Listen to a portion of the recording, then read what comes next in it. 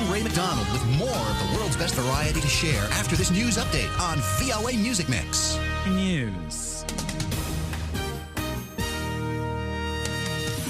President Obama prepares to say he will lead a coalition to fight the Islamic State group.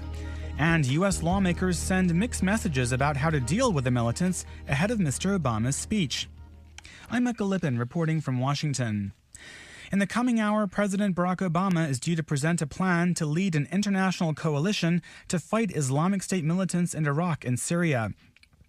The White House released excerpts of Mr. Obama's televised address in which he says his objective is to degrade and ultimately destroy the militant group through a comprehensive and sustained counter-terrorism strategy. He says the plan will not involve American combat troops fighting on foreign soil.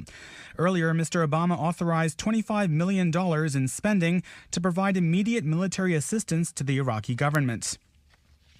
U.S. lawmakers have been speaking out about the Islamic State threat ahead of Mr. Obama's speech. VOA's Michael Bowman has more from Capitol Hill. As the president prepared to address the nation, Senate Majority Leader Harry Reid urged colleagues not to prejudge Mr. Obama's message. Wouldn't it be a good idea for us just to stand back a little bit and see what the President of the United States has to say tonight? Let's allow him to speak to our country, to our fellow citizens, and lay out his plan. Lawmakers are keenly aware that many U.S. voters are war-weary yet alarmed by Islamic State radicals. Republican Senator Ted Cruz. We're tired of sending our sons and daughters potentially to die in distant lands. No one wants to see an extended engagement in Iraq. Michael Bowman, VOA News, the Capitol. And this is VOA News. A young American woman who was engaged to an Islamic State fighter has pleaded guilty to terrorism charges in the United States. In a court appearance in the state of Colorado on Wednesday, 19-year-old Shannon Conley admitted that she planned to help jihadists in Syria, including the man she met online. The Muslim convert said she attended a military-style training camp in the United States, learned to shoot guns, and received a certificate in nursing so that she could support Islamist fighters in the Mideast.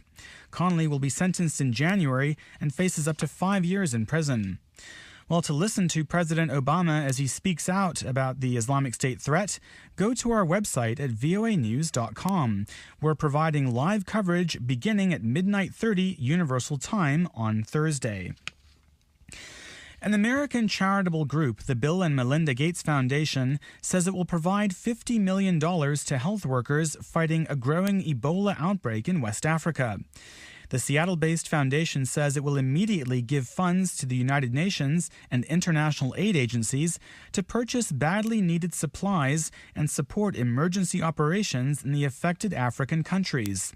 The foundation also says it will work with partners to speed up the development of Ebola therapies, vaccines, and diagnostic tests. Thousands of Pakistanis fled their homes on Wednesday as monsoon flooding worsened in the disputed Himalayan region of Kashmir, where a major river burst its banks. The death toll from the flooding in Pakistan and neighboring India has climbed to at least 457. In Pakistan's most populous province of Punjab, a government official told VOA that more than 1 million residents have been affected. In Indian-administered Kashmir, rescue workers were continuing efforts to evacuate thousands of people stranded by the floods.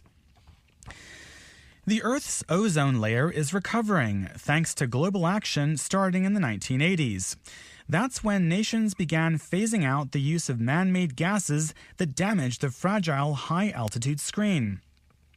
Well, damage to the ozone layer is believed to have contributed to increased levels of skin cancer and crop damage around the world.